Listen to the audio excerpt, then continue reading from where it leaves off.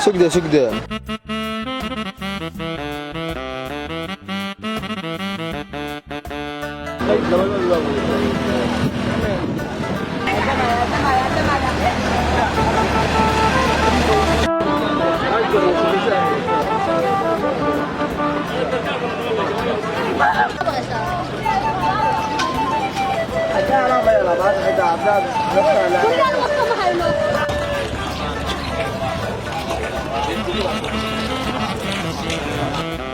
بسم الله الرحمن الرحيم waxaa marka ugu horeysa tacsi halkan uga dirayaa dhammaan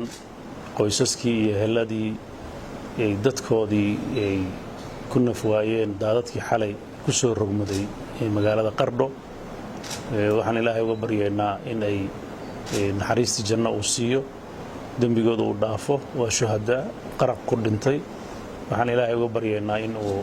bil Ramadaan ku soo aaday inuu jannadii Firdaws u geeyo waxaan sidoo kale halka tacsi uga dirayaa dhammaan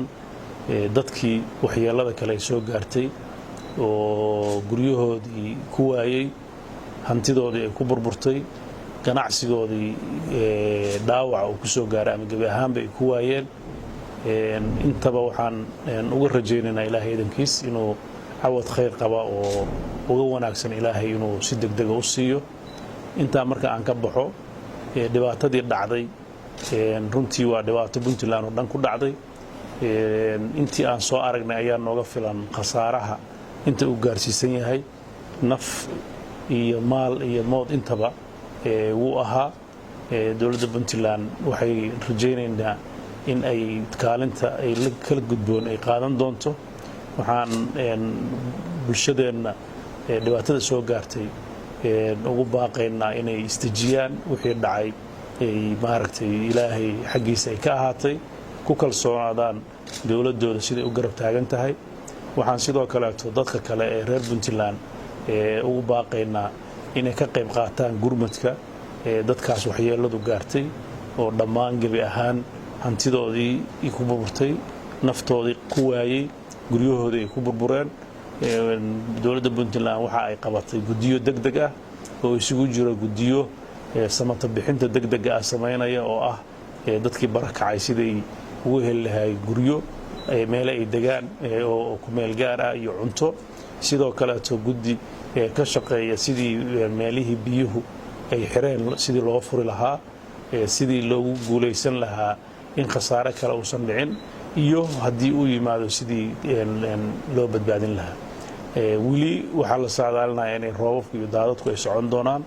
waxaan halka baa uga dirayaa dhammaan dadka reer Puntland in ay ka fogaadaan meelaha biyo qabatin kale iyo meelaha biyo mareennada ah oo ay u baxaan deegaanada ka koreeya miyi iyo magaalaba si khasaaraha nafeed iyo midka maalba loo yareeyo intaas runtii waa baaqayga sidoo kale waxaan u baaqayaa dawladda federaalka iyo hay'adaha caalamiga iyo cid kasta oo runtii marxaladan mudan inay gacan ka geysato in ay gacan ka geysato waxaan aad ugu rajo weynahay haddii Ilaahay idan ka dhigo in marxaladan laga gudbi doono wax laga baran doono dhibaatooyinka laga bartayna xal laga gaari doono waxyaabaha u daran oo deegaanada Puntland waliba magaalooyinka muhiimka haysta waxa weeye Soomaaliya oo dhan hadda ka jira waxa aad loo degay meelihii biyuhu mareennada ahaa arrintaas dawladdu dib ay ugu noqon doontaa qiimeyn dhab ay samayn doontaa go'aanana way ka qaadan doontaa khasaaraha gaaray magaalada iyo dhinac walba waxaan ka rajaynaynaa in maalmaha soo socda aan ka helno xog dhab ah oo qiimeyn leh oo aan la wadaagno dadka iyo caalamka iyo in loo bedelo khasaaraha iyo dhibkaas soo dhacay sidii waxqabad loogu bedeli lahaa intii awood ah oo ay dawladdu kari karto insha Allah dadka sidoo kaleeto marxaladan waxaa kor inuu sii kaco cabsideeda leh xanuunkii coronavirus oo ay dhici karto qaboobaha iyo biyaha iyo virusku inuu naftirkiisa fursad u sii noqoto oo ku sii baraaro marka taxadarka in la badiyo oo masaa'ibka ilaahay uu nahareer mariyo dadkuna ay ku sabraan wixii ilaahay u keeno laakiin mar walba taxadar iyo ka hortagga aan badino u dhaga nuglaadaan baaqyada dawladda uga imaanaya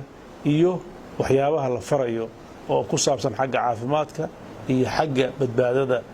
biyaha iyo dhibaatooyinka ka imaan kara intaba marka waa ilaahay mahadiis waxa maanta haysta haddaysan colna ahayn abaarna aysan ahayn xanuunka ilaahay naga badbaadiyo barwaaqadu nusqaanteeda leedahay laakiin ilaahay idankiisa waxaan rajaynaynaa waxa ay dadka tartay iyo dunyadu inay ka badnaan doonto intaas ayaan ku soo gabagabeynayaa waad mahadsantihiin wasalaamu calaykum